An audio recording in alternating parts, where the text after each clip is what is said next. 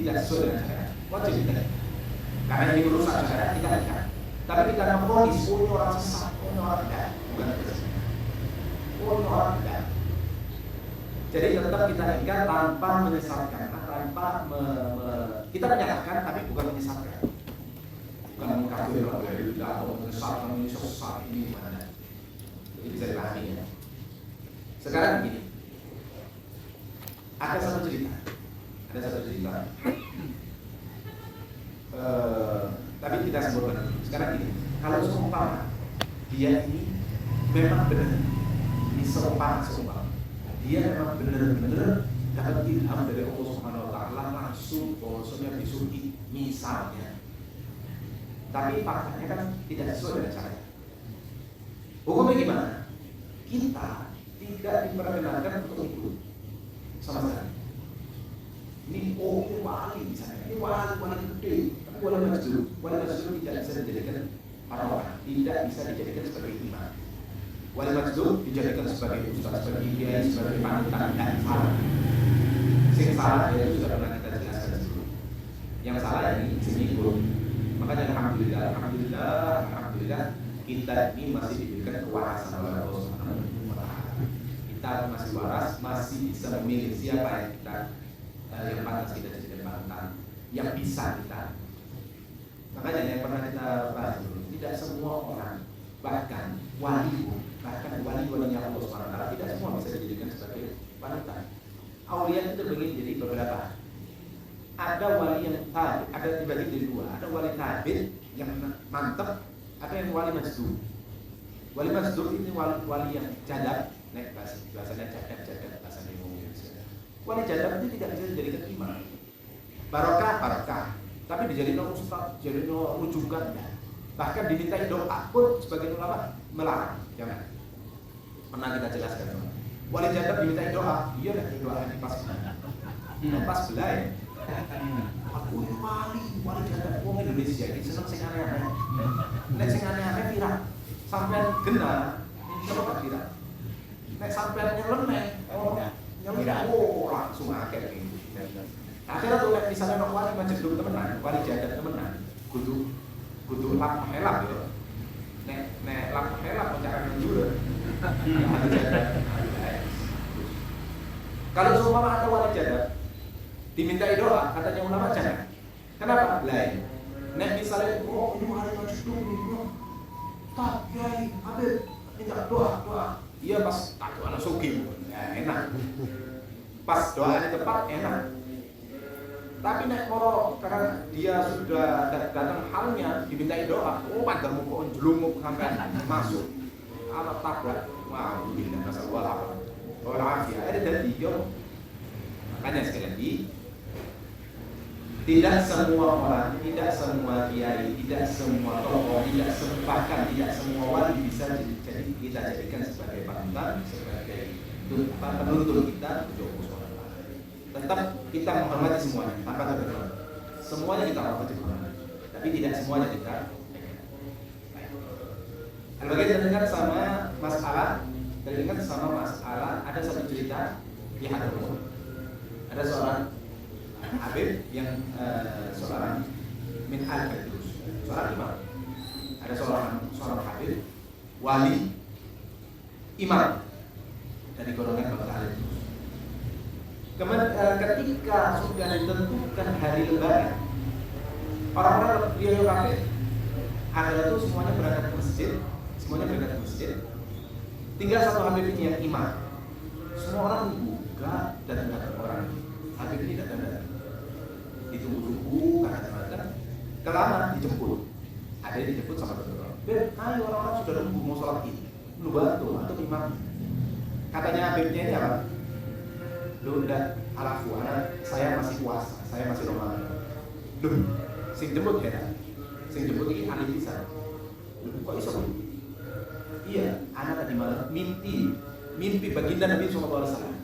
Mimpi benar, bukan ngarang, bukan wallahu a'lam. Sekali lagi kita tidak berhak untuk menghukumi dia benar atau tidak. Benar-benar dia pun punya pulsanya atau tidak, wallahu a'lam. Bukan haknya kita untuk memfonis.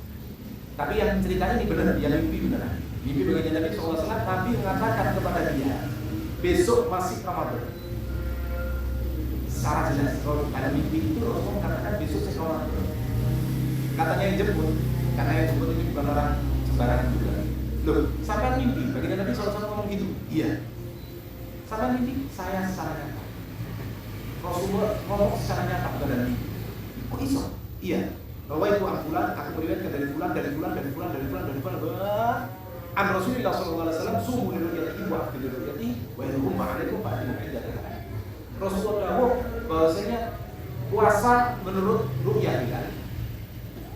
Selesai menurut ru'yah hilal, kalau misalnya ghaib enggak ketok hilal, berarti mulai kita jalan. Sempurnakan jalan. Dari situ langsung rugi. Oke, langsung batal, puasanya batalkan, berangkat sholat. Padahal dari Nabi ngomong dari mimpinya langsung besok masih Ramadan, tapi karena kalah dari langsung dia batalkan. Rojak ilhaq, orang yang ulama yang sejati kayak gini, ketika ditegur dan yang negur benar, dia langsung cancel kan? Di cancel, dia langsung berangkat sholat. Loh gimana Mas Pak?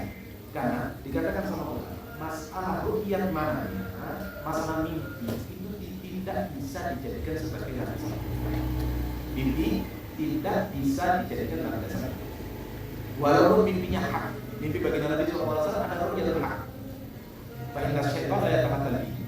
Orang yang mimpi baginda Nabi SAW itu adalah mimpi yang hak, yang benar, karena setan tidak mungkin bisa menjelma baginda Nabi SAW.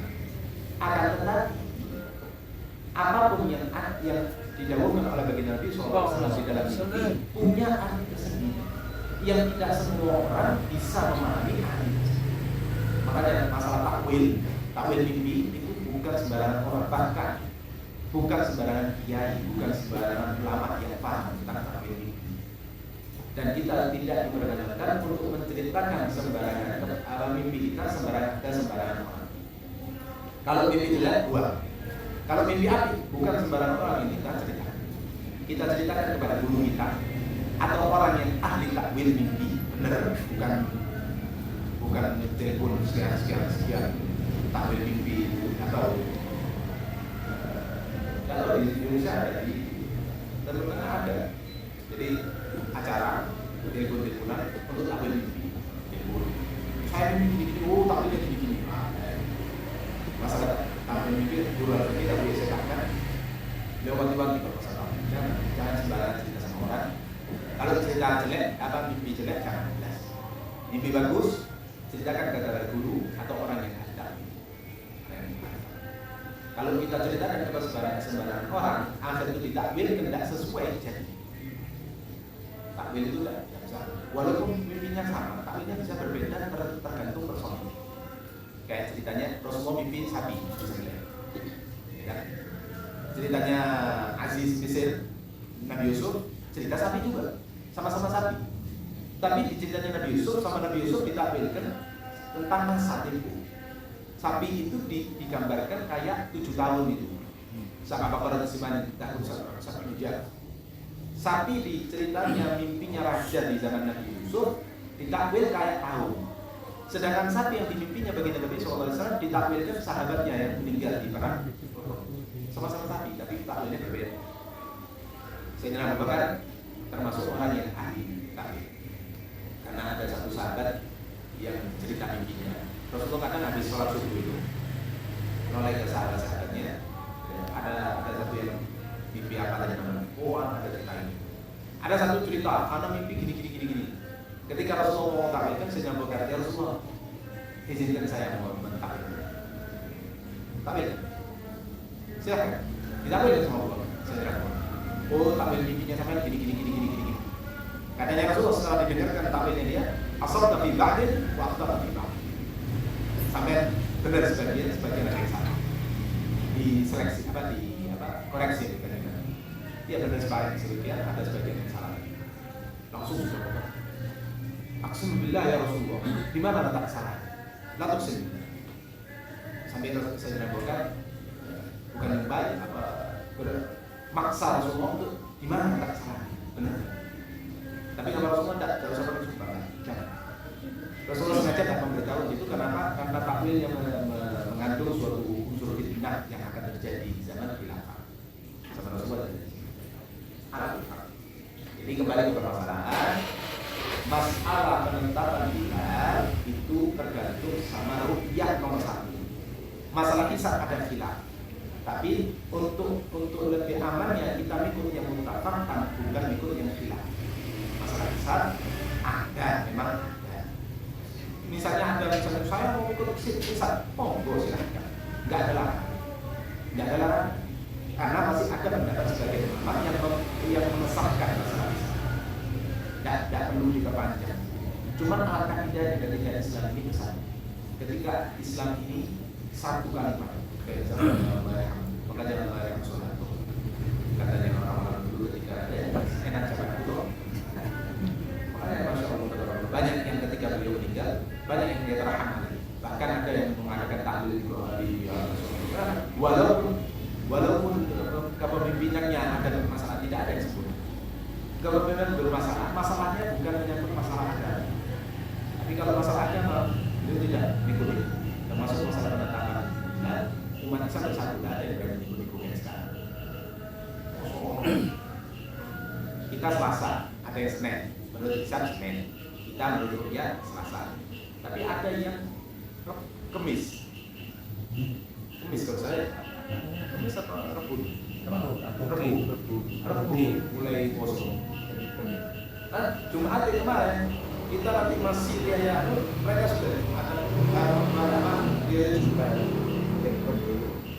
dengan jalan itu repot. Yang kesian para awamnya, yang kesian itu pengikutnya, kesian dan Allah yang dinawai. Mudah-mudahan kami dapat hidayah dari Allah SWT. Jadi alhamdulillah kita masih tidak. Kembali masalah sholat jenazah itu terjadi di tempat saya. Orang yang biasa menyolatkan itu nggak mau menyolatkan karena mayit itu meninggalnya bunuh diri, lompat ke sungai meninggal. Nah ini akhirnya orang yang biasa nyolatkan nggak mau, akhirnya kan repot, masa nggak disolatkan. Nah ini gimana?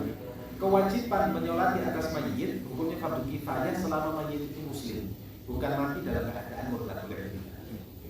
Kalau dia bunuh diri, selama dia secara zahir kita kan dia bunuh diri, haram hukumnya haram. Tapi apakah dikatakan murtad?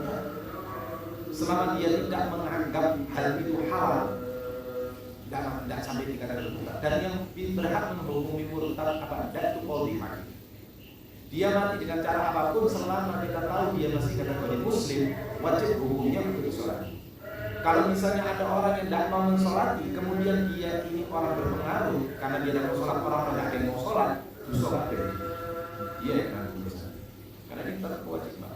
Oh, kamu sembahyang loh, kok bunuh diri? Terus justru bunuh diri kan dosa deh, buntut doa. Nah itu repot. Apa namanya? Orang punya pendapat.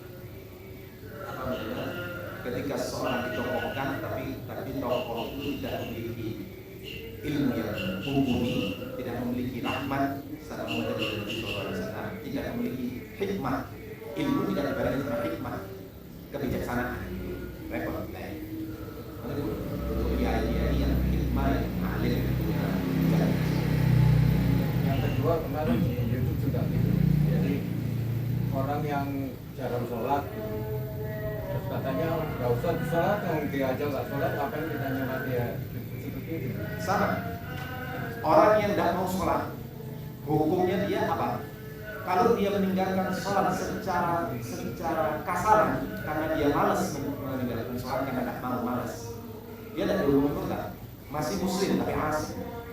Tapi kalau dia meninggalkan sholat dengan dasar bahwasanya dia punya pendapat sholat itu tidak wajib, ini kan, ini murtad. Oh ini kata sembahyang, tapi muslim kan? Dia pernah ngomong sembahyang gak wajib? Enggak, cuman pas disuruh sholat malah wasai, ya berarti tetap muslim. Ya terus di sholat, urusan dusun ini urusan antara dia sama Allah SWT. Kita cuma bantu doa. Dan satu, kita bantu doa. Kedua, kita menggugurkan kewajiban kita untuk menyolati muslim.